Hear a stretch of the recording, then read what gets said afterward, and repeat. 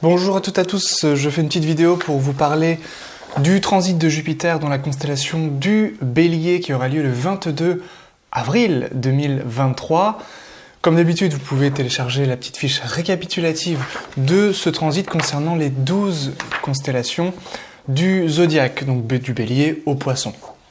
On va simplement passer en revue justement ces 12 constellations et ça va être en fonction des maisons régie dans votre thème. Donc si vous êtes ascendant Bélier ou si vous avez votre lune en Bélier, eh bien Jupiter est extrêmement bon pour votre maison 1, c'est-à-dire le corps, la santé, pour l'existence de manière générale, c'est-à-dire que la destinée va prendre un coup de boost ici et va être vraiment boostée, favorisée, chanceuse. De manière générale, un petit peu tout, puisque la maison 1 résume l'existence entière. Pour les lunes en taureau ou l'ascendant taureau, ça va être lié à la maison 12, donc l'intuition, les voyages lointains, les pèlerinages, les retraites spirituelles, tout ce qui va être lié au long séjour à l'étranger sera également vraiment favorisé. Jupiter en 12 va venir protéger des maladies chroniques. Donc ça, c'est vraiment quelque chose de très intéressant pour les taureaux.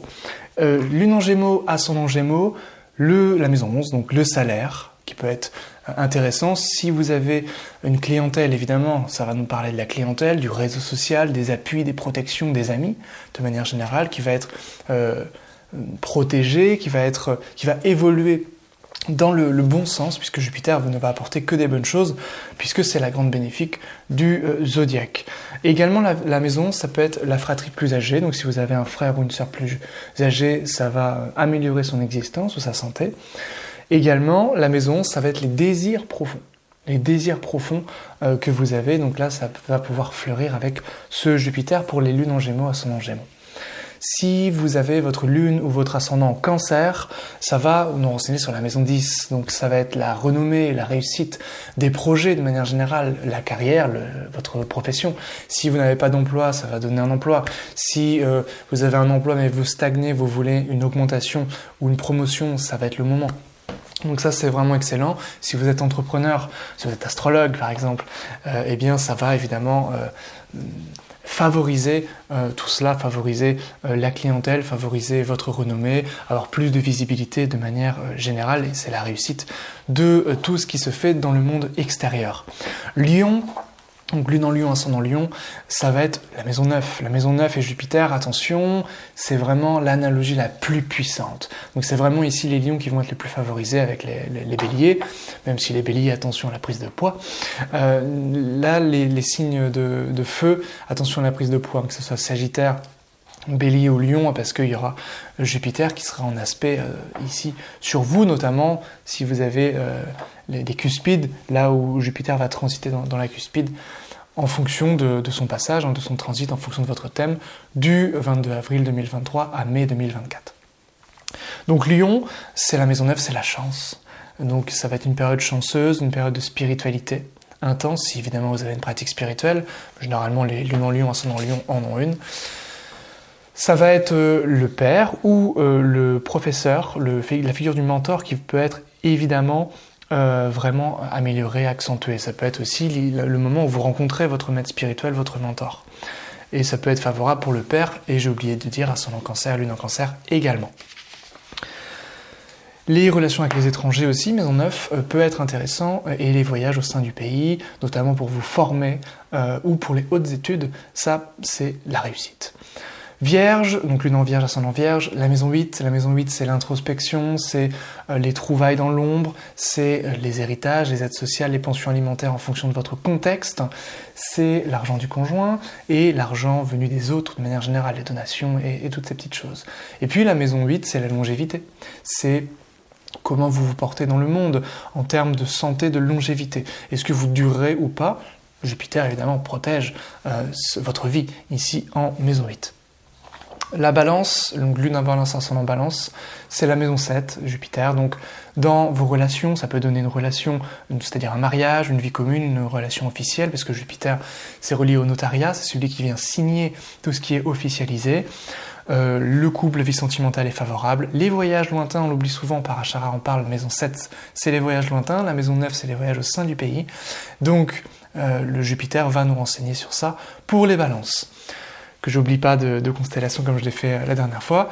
Lune en Scorpion, ascendant Scorpion, ça va toucher la maison 6. La maison 6, c'est l'hygiène, c'est la santé. Donc là, ça va être favorisé. Ça va être les employés, si vous êtes chef, par exemple, si vous avez des employés, des gens qui travaillent pour vous, ça peut être la femme de ménage aussi, ça peut être intéressant.